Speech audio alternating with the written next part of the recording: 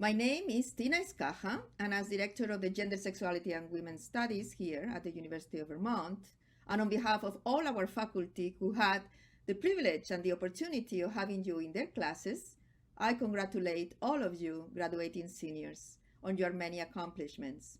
I wish you all the best in your new adventures, and I know you will take the tools you learn here out into the world to struggle for gender equality and social justice. Congratulations. Congratulations, GSWS graduates. Good luck with everything in the future. Dear GSWS majors, congratulations on your graduation. You are wonderful and awesome and amazing, and you deserve all good things in life. And we know that you're going to make such a big contribution in the world.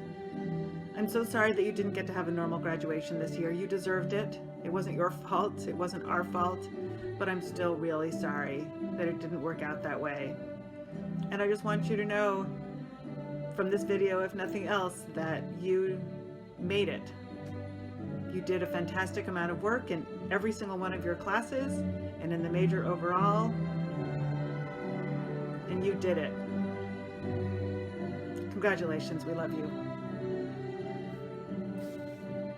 GSWS majors, I'm so happy for you graduating, and I wish you all the best in the coming year.